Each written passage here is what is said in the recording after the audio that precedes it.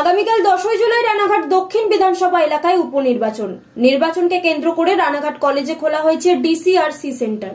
সেখানেই যে সমস্ত ভোট কর্মীরা কালকে ভোট গ্রহণের কাজে অংশগ্রহণ করবেন তারা আসছেন এবং নিজ নিজ বুথ সংক্রান্ত সমস্ত প্রয়োজনীয় কাগজপত্র, ইভিএম এবং ভিভিপ্যাট সংগ্রহ করছেন।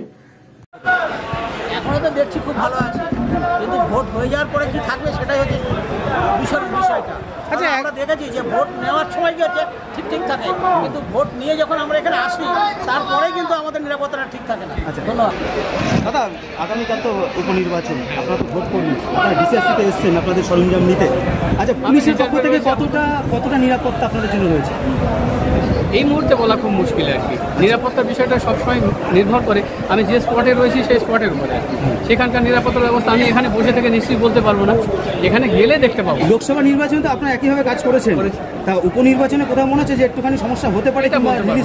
এইটা আমার বলার বাইরে আর কি, আমার ধারণার বাইরে আর কি। আরেকটা প্রশ্ন করবো, সকাল থেকে তো এখানে রয়েছেন এবং 12:30টার সময়, সকাল থেকে নয়, সরকারি তরফে যেরকম পরিষেবা কতটা মানে খুশি আপনারা?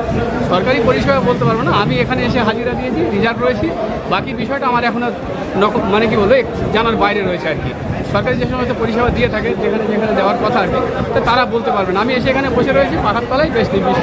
সামান্য কিছু ভুল ত্রুটি থাকলেও এখনো পর্যন্ত পরিষেবা স্বাভাবিক আছে। আশা করা যাচ্ছে যে কালকে 90 পার্টে রানাঘাট দক্ষিণের ভোট শান্তিপূর্ণভাবেই হবে। আচ্ছা, আরেকটা প্রশ্ন করবো, লোকসভা ভোটেও তো কাজ করেছেন, আবার উপনির্বাচন, কতটা চাপ মনে হচ্ছে?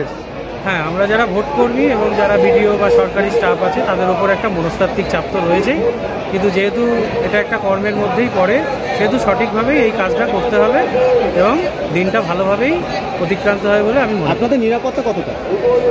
এখনো পর্যন্ত আমরা যেটুকু জানি যে এটা সেন্ট্রাল ফোর্স দিয়েই ভোট হচ্ছে, আশা করা যায় নিরাপত্তা লোকসভার মতোই হবে। কি নাম?